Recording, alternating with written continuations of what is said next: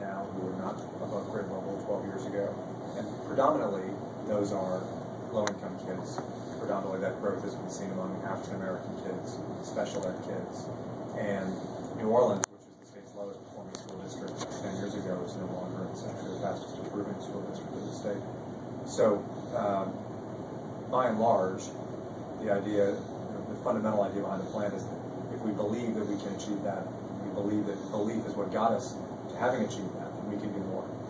And that right now, we do have challenges in spite of all of that progress, and we can capture this in the presentation by talking about how if 100 kids entered a typical high school in Louisiana, that 71 of them would graduate within 4 years, but ultimately 19 of them would achieve an associate's or bachelor's degree.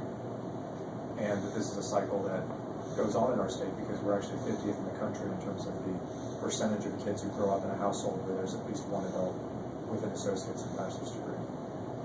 And it's not to say that every child needs to grow up and become a political science major at LSU or what have you, but it is to say that our economy is not going to be one that thrives in what is essentially a system oriented toward a labor economy and not toward a 21st century knowledge economy.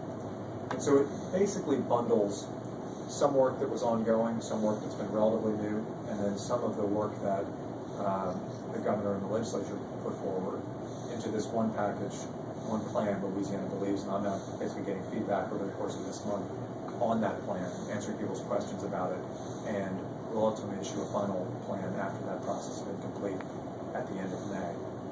And the four pillars really are as follows. One, what are the goals that we want to achieve?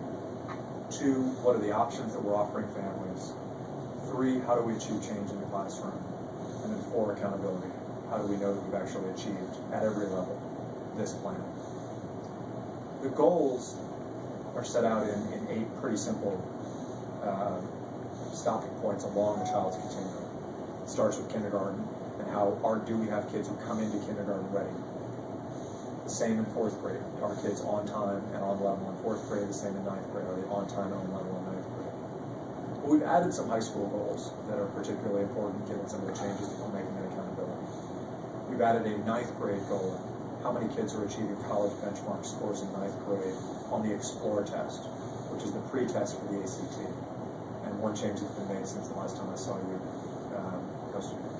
is that we are mandating the ACT series be taken grades 8 through 11 across the state for all children.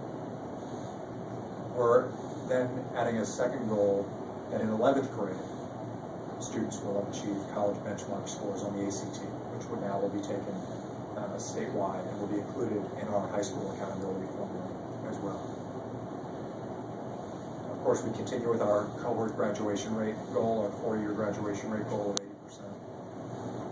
And we're adding to that a component that we want to have as many children graduate having mastered advanced placement coursework as possible.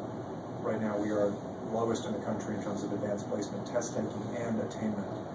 And in part, that's because we have a lot of kids taking dual enrollment in our colleges rather than taking advanced placement. But in the end, advanced placement is by far the most rigorous measure that we have, standard measure that we have, that predicts college for